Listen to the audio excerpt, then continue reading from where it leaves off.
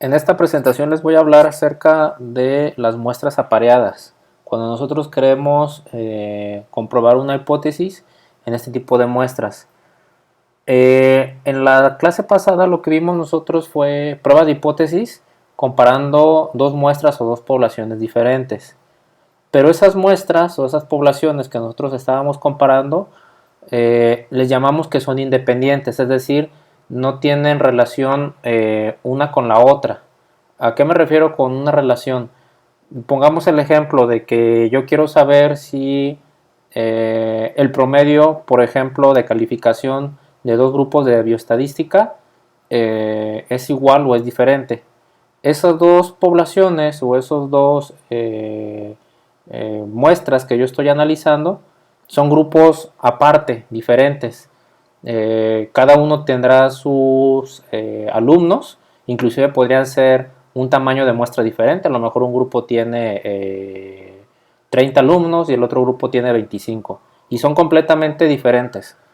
Entonces, ese es el tipo de problemas que resolvimos en las clases pasadas cuando hacíamos una comparación de medias de dos poblaciones, que lo hacíamos tanto para T como para Z, por ejemplo, que fue, por ejemplo, el último ejercicio de la tarea que resolvieron la última vez. Entonces, esos son, les decía, muestras independientes.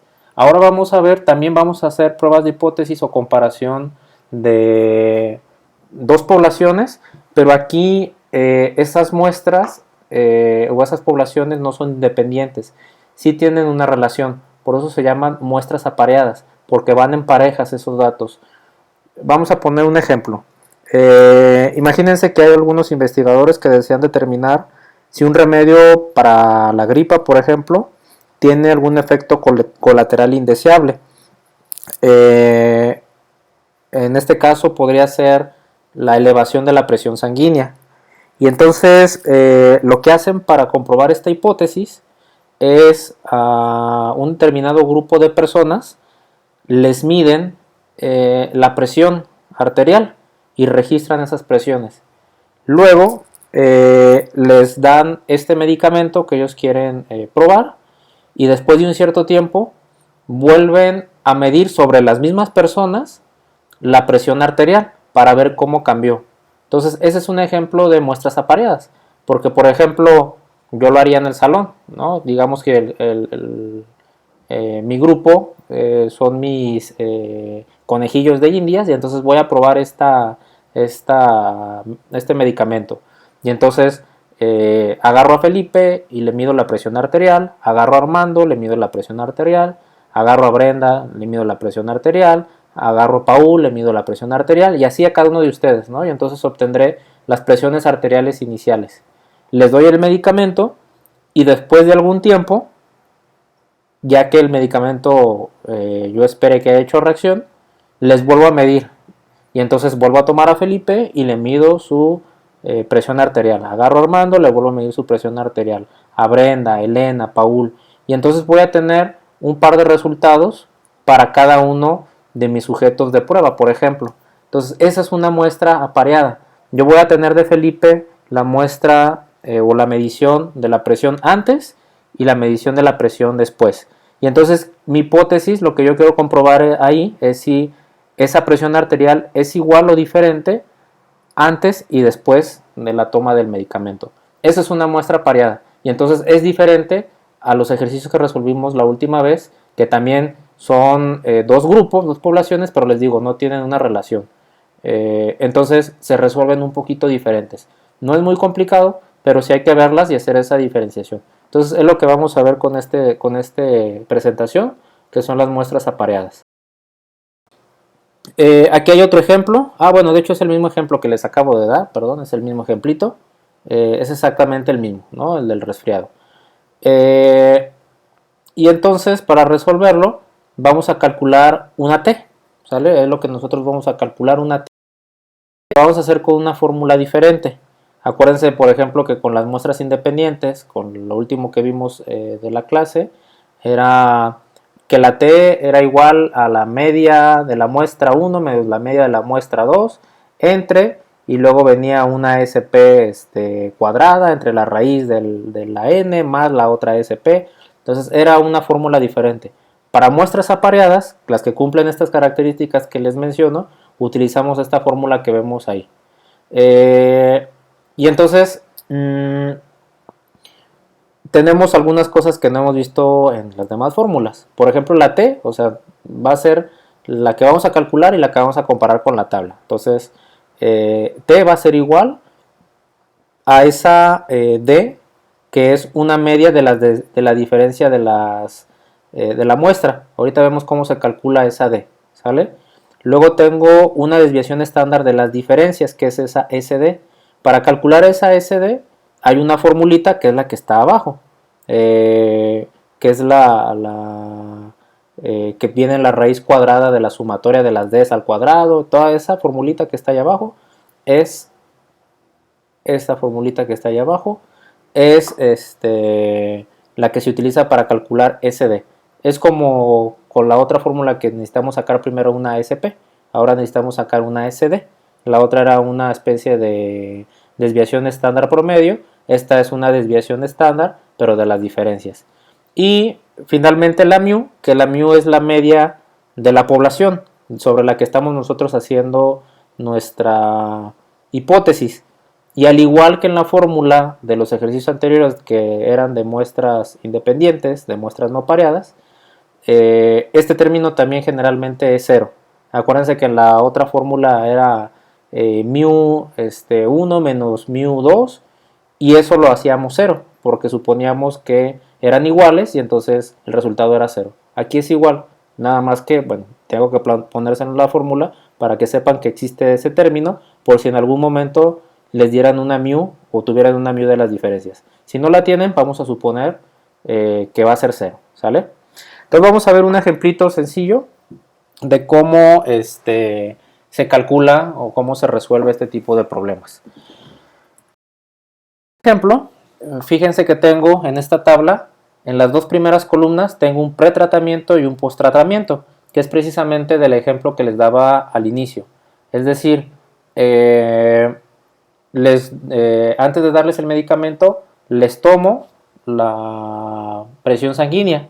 Y entonces aquí tengo 1, 2, 3, 4, 5, 6, 7, 8, 9, 10, 11, 12, 13, 14, 15 personas. Entonces a 15 personas les tomo la presión arterial, la presión sanguínea, y ese es el resultado que obtengo. Y luego, después de un tiempo de haberles administrado el medicamento, les vuelvo a tomar esa presión. Y entonces vuelvo a obtener esos resultados. Entonces de la persona 1 obtuve, antes de darle el medicamento, 95. Después de haberle dado el medicamento, 99 de presión. Al segundo obtuvo 111 y después de darle el medicamento 120. Y entonces así voy a tener, les decía, un par de datos para cada sujeto. Y entonces voy a sacar una forma sencilla, digamos, de hacerlo, pues es hacer esta tablita. Construirla así como la tengo aquí en la presentación. Porque hay que sacar las diferencias. Entonces hay que sacar las diferencias en valor absoluto. Bueno, no importa realmente si las tienen en valor absoluto o valores relativos. Vamos a ver al final que es un poco parecido a lo que hacíamos en los otros ejercicios de muestras independientes, que a veces pues, les puede dar positivo el resultado, a veces negativo, es el mismo valor absoluto, simplemente va a cambiar el signo. Entonces vamos a hacerlo, por ejemplo aquí están restando, así como está ahorita en la diapositiva, restan el valor del posttratamiento, le restan el valor del pretratamiento. Y entonces por eso 99 menos 95 tenemos 4. Luego 120 menos 111, 9. 97 menos 97, 0. 130 menos 132, menos 2. Y entonces vamos a obtener ese valor. Les decía, aquí el valor, aunque sea negativo, a la hora que ustedes lo eleven, que es la segunda columna, perdón, la última columna que tienen en la presentación, a la hora que lo eleven, pues ese valor va a acabar siendo de todas formas positivo, ¿sale? Entonces así sacamos todas las diferencias, hay que sacar las diferencias restando cada par de datos hasta el final. Por ejemplo, que tenemos 116 menos 118, tengo menos 2. Y al final ya nada más tengo yo las sumatorias, ¿no? Las sumatorias de todos los pretratamientos, 1744, de los posttratamientos 1840. La sumatoria de las diferencias es 96. Y luego les decía, la última columna, simplemente se elevan los valores al cuadrado. Entonces 4 al cuadrado 16, 9 al cuadrado 81, 0 al cuadrado 0, menos 2 al cuadrado 4. Y entonces nada más es ir elevando las diferencias. Entonces por eso es una d al cuadrado. Y al final viene también su sumatoria, 1616. ¿Sale? Entonces con esos datos vamos a sustituir en la fórmula que ya vimos en la diapositiva anterior. Entonces, por ejemplo, vamos a necesitar algunas sumatorias, ¿sale? Si quieren anoten, por ejemplo, que las sumatorias de las d al cuadrado, pues va a ser igual a 1616, que es ese valor que tenemos hasta abajo. Ese valor lo vamos a necesitar. Necesitamos también la sumatoria de las d's, o sea, las d solitas, que va a ser 96, esa es la sumatoria de las d's. La n que ya pues la conocemos porque ahorita los conté, son 15. ¿Y qué más necesitamos? Pues básicamente nada más necesitamos esos valores para sustituir en la fórmula, ¿no? Entonces les digo, a lo mejor se les hace más práctico o más sencillo, así como viene representado aquí en la tablita que tengo en la presentación, para que saquen todos sus valores. Y al final de cuentas lo que necesitamos son las sumatorias, pero obviamente pues necesitan sacar las diferencias de cada uno de los valores, de cada uno de los pares de datos, y después elevarlos al cuadrado para también sumarlos, ¿no? Y entonces eso es lo que vamos a necesitar, o vamos a ir sustituyendo en la fórmula que ya vimos en otra diapositiva, ¿sale? Ok, entonces vamos a ver la fórmula, vamos a ver.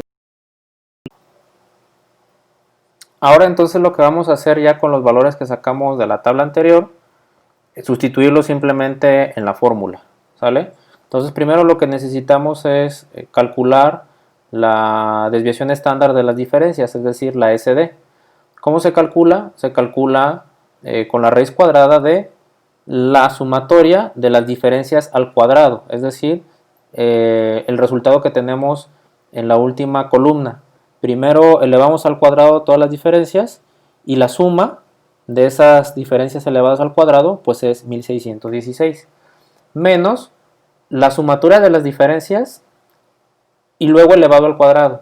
Si se fijan es diferente, es decir, primero sumamos las diferencias y ese resultado lo elevamos, por eso es 96 al cuadrado. Entonces son diferentes, no se vayan a confundir en esos dos términos, ¿sale? Entonces es 1616 menos 96 elevado al cuadrado y va a ser luego entre 15. Aquí tengan cuidado con eso, les digo, no se vayan a confundir porque no es lo mismo que primero eleven al cuadrado y luego sumen, que primero sumen y luego eleven al cuadrado, porque es un resultado diferente. Entonces por eso hago hincapié en esta parte, ¿sale? Pero ya lo calculamos en la tablita de la diapositiva anterior. Y entonces les decía, eso entre n menos 1 también, que va a ser 14, ya habíamos contado que eran 15 datos, entonces n es igual a 15, menos 1, 14. Y entonces obtenemos el resultado 8.458. Entonces eso ya lo podemos sustituir en la fórmula de la t. ¿Qué más nos falta para la fórmula de la t? Nos falta la media de las diferencias, que es esa d que está ahí abajito, que es la siguiente fórmula. Esa media de las diferencias pues es simplemente la suma de las diferencias entre n, es decir, 96, que ya se había calculado en la tabla anterior, entre 15 igual a 6.40. Y entonces ya tenemos todo. Sustituimos entonces en nuestra fórmula. T es igual entonces a la media de las diferencias, es decir, 6.40 entre mi desviación estándar de las diferencias, la SD, que es 8.458, entre la raíz de n, que n es igual a 15. Resuelvo y voy a tener 2.930. Aquí entonces lo que hago es igual que he estado haciendo en todas las demás pruebas de hipótesis, comparar este valor que tengo con el valor de t que yo leo en mi tabla, ¿vale? Entonces saquen su tabla para que puedan leer el valor de la t. Aquí son grados de libertad, es n-1, y entonces los grados de libertad en este caso son 15 menos 1 igual a 14, ¿vale? Entonces grados de libertad aquí son n-1. Es una diferencia de los ejercicios que vimos con muestras independientes, porque era n1 más n2 menos 2. Entonces ahí los grados de libertad ya también se leen diferente. Entonces aquí es donde si se equivocan y toman un problema como si fuera muestras apareadas y no lo son, van a leer mal el valor de la tabla, ¿vale? Porque aquí solamente es n menos 1. Y entonces, bueno, n menos 1 va a ser 14 grados de libertad. Y vamos a suponer que bueno, no vamos a suponer, realmente estas hipótesis están planteadas así. Como yo quiero ver si la presión sanguínea se eleva después del tratamiento que estoy aplicando, después del medicamento que estoy aplicando, pues mi hipótesis alternativa quedaría que las presiones sanguíneas son iguales antes y después del tratamiento, ¿no? Y la hipótesis alternativa es que la presión sanguínea después del tratamiento sea mayor que antes del tratamiento, ¿sale? O si lo quieren plantear al revés, es que la presión sanguínea antes del tratamiento es menor que la presión sanguínea después del tratamiento. Como ustedes lo quieran poner. Aquí es algo muy parecido a lo que estuvimos discutiendo hace un buen rato con lo de el último ejercicio de la tarea, con respecto también a cómo se planteaban las hipótesis, si quisiera unilateral o bilateral. Aquí realmente también es una prueba bilateral porque yo quiero ver, o sea, si está incrementándose la presión. No solamente quiero ver si es diferente o no, sino que quiero saber si se está incrementando. Pero ustedes, si siguen el razonamiento que han seguido, por ejemplo, con el último ejercicio que les decía que resolvimos las dudas hace un rato por Skype, o sea, de todas formas les debe de llevar a la misma conclusión, ¿sale? Entonces, no importa que ustedes su hipótesis la modifiquen un poquito, siempre y cuando entiendan el razonamiento que los va a llevar a concluir de forma adecuada, ¿sale? Entonces, de todas formas, si hay alguna duda, pues de todas formas lo volvemos a comentar en otra sesión de Skype. Entonces aquí yo voy a leer, como estoy haciendo una prueba unilateral, me voy a ir arriba a ver en la tabla el alfa de 0.05 o la p de 0.05 que viene en la tabla, ¿sale? Porque todo se está cargando de un solo lado. Entonces yo leo ahí en la tabla 0.05 con 14 grados de libertad, y lo que voy a tener como t ahí en la tabla es de 1.761, ¿sale?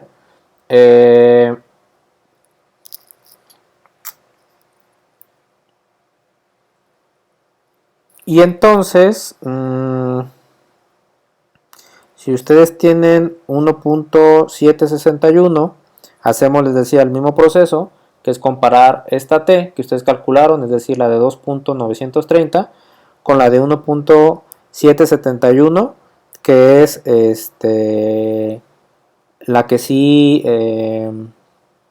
la que están leyendo ustedes en la tabla, ¿vale? Y entonces, les digo, si ustedes tampoco están así como que todavía no visualizan muy bien la zona de aceptación y de rechazo, pues dibujen nuevamente su campana de Gauss para que ahí le marquen en dónde va a estar su zona de rechazo, ¿sale? Y entonces su límite sería el 1.761. Eso quiere decir que pues el 2.930 que ustedes obtuvieron está más hacia la derecha, es decir, está cayendo en la zona de rechazo de esa campana de Gauss. Entonces, ¿eso qué quiere decir? Que efectivamente hay un incremento de la presión sanguínea después de haber administrado el medicamento, ¿sale? Entonces, les decía, nuevamente es un poco el proceso de entender la conclusión, hacia dónde nos va llevando la conclusión. ¿sale? Como yo estoy obteniendo un valor más alto de mi límite, que es el 1.761, pues eso quiere decir entonces que se va primero a la zona de rechazo y entonces que efectivamente, como está todavía más a la derecha, pues que sí es más alta la presión sanguínea después.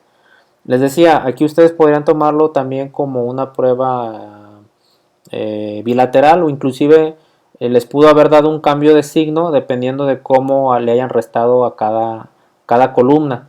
Pero al final de cuentas tienen que razonar, les decía, cómo va el proceso de la conclusión, que es algo que ya discutimos, les decía, bastante en el Skype hace un rato.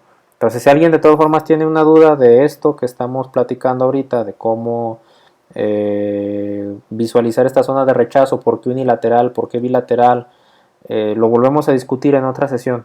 Entonces, si no les queda claro, hagan el intento lo posible por conectarse a Skype la próxima vez y lo discutimos nuevamente, ¿sale? Ahorita ya no lo voy a discutir tanto porque realmente ya lo estuvimos hablando en el Skype, al menos los que estuvieron conectados, y espero que con este pequeño ejemplo quede también un poco claro, ¿sale?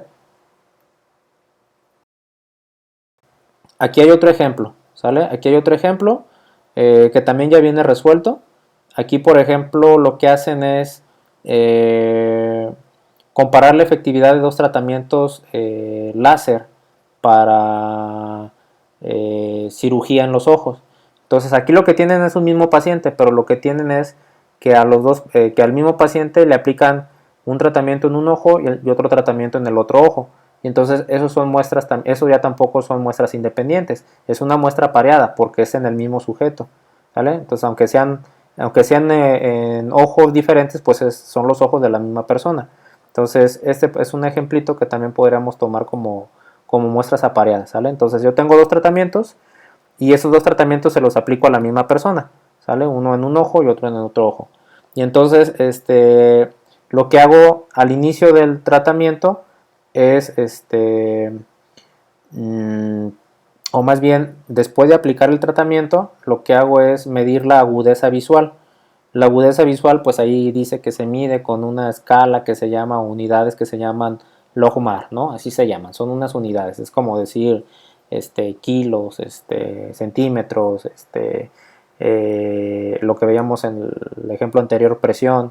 Bueno, es una unidad que tiene la agudeza visual, ¿no? que le dan. Y entonces es el 95% de confianza, es decir, un alfa del 0.05. Y lo que tenemos aquí es igual las hipótesis. La nula es que los tratamientos sean iguales, o la hipótesis alternativa que simplemente sean diferentes los tratamientos, ¿vale? Entonces así lo vamos a manejar. Y entonces yo tengo los siguientes datos, que tengo el tratamiento 1 con sus valores de agudeza visual. Y entonces los apliqué a 1, 2, 3, 4, 5, 6, 7 pacientes, ¿no? Entonces tengo 7 pacientes a los que les apliqué el tratamiento 1 y el tratamiento 2. Y entonces tengo estos dos valores. ¿Qué hago? Voy a hacer lo mismo que en el ejemplito anterior.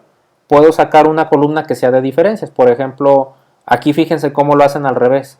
En el otro ejemplo, lo que hacían era restarle a la columna 2 la columna 1. Aquí lo que hacen es restarle la columna 1 a la columna 2. Entonces no se preocupen por eso, porque al final de cuentas lo único que les va a cambiar es el signo, pero es igual a lo que habíamos discutido, les decía en ejemplos anteriores de las muestras independientes, del último ejercicio que hicieron de tarea para la prueba de hipótesis, ¿no? Lo único que cambia va a ser el signo, pero entonces ahí entra el razonamiento de ustedes, que sepan qué quiere decir, qué signo es positivo o que el signo sea negativo, o si es una prueba bilateral, aquí realmente tampoco importa, ¿no? Porque al final de cuentas, si cae afuera de esos límites, va a caer afuera, ya sea en el positivo o en el negativo, ¿sale? Entonces, bueno, aquí lo toman así, pero ya habíamos visto esas consideraciones. Igual, si siguen teniendo duda, la próxima vez en el Skype lo volvemos a discutir. Entonces aquí, por ejemplo, es 0.0 menos 0.2, pues menos 0.2, 0.8 menos 1.1 menos 0.3, 0.4 menos 0.9 menos 0.5 y así. y entonces van elevando las diferencias al cuadrado. Menos 0.2 al cuadrado, 0.04, menos 0.3 al cuadrado, 0.09, y ya, luego sacan la sumatoria, ¿no? La sumatoria de las diferencias es menos 0.5. La sumatoria de las diferencias al cuadrado es 0.81. Y entonces vamos a aplicar la misma fórmula. Para sacar la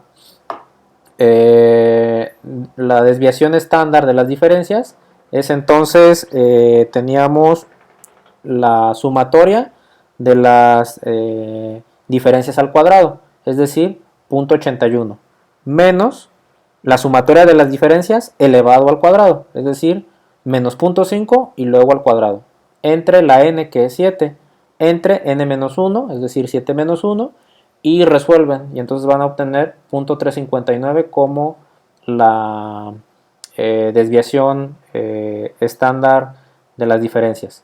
Y luego, ¿cómo sacan la d promedio? La d promedio, pues entonces sería la sumatoria de las d's, es decir, menos 0.5, entre la n, que es 7, y eso les va a dar igual a menos 0.071. Y entonces ya tienen los datos o los términos para sustituir para la fórmula de t. Y entonces sustituyen menos 0.071 entre 0.359 entre la raíz de 7, y eso les va a dar menos 0.522. ¿Sale? Entonces la fórmula es bastante sencilla. Y lo mismo van a hacer que lo que hemos estado haciendo, comparar esta t que están calculando con la t de su tabla. Y entonces aquí serían pues 6 grados de libertad, porque es n-1, serían 6 grados de libertad.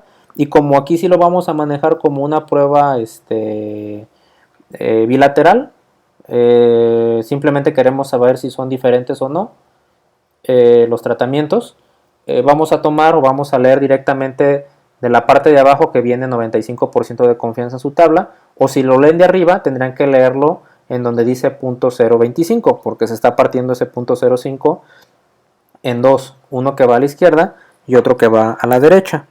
Entonces, para este caso, para 6 grados de libertad y con 95% de confianza, los límites estarían entre menos 2.447 y más 2.447. ¿Sale? Entonces ahí estaría mi intervalo. Les digo, si todavía se les complica visualizar esto, pues dibujen su campana de Gauss y pongan los límites de menos 2.447 a 2.447. Y entonces vemos que el menos 0.522 pues entonces cae adentro del intervalo, o cae en la zona de no rechazo. ¿Eso qué quiere decir? Que pues la hipótesis nula no se rechaza. ¿Eso qué quiere decir? Que los tratamientos no son diferentes, que estadísticamente nos van a dar el mismo resultado, ya sea que se aplique un tratamiento láser que otro tratamiento láser, ¿sale? Entonces esa sería la conclusión. Y pues creo que el ejemplo está muy sencillo, ¿sale? Entonces esa nada más es una diferencia de muestras apareadas. Les voy a dejar luego más ejercicios para que ustedes identifiquen cuándo es una muestra independiente, es decir, calculen con las fórmulas que vimos en otras clases, y cuándo son muestras apareadas, es decir, calculen con esta fórmula. Pero el proceso de conclusión y de hipótesis de todo eso es exactamente lo mismo, y hay que seguir comparando las t que ustedes calculan con la t de su tabla, ¿sale? Entonces, por eso no le dedico mucho tiempo, porque realmente el mismo proceso de razonamiento de la conclusión es el mismo, y ya discutimos algo de eso en el Skype. Los que no estuvieron en el Skype, pues si tienen alguna duda, igual traten de integrarse la próxima vez, y entonces resolvemos las dudas acerca de esto, ¿sale? Pero es así de sencillo. Entonces, bueno, termino esta presentación aquí y resolvemos después dudas si queda alguna.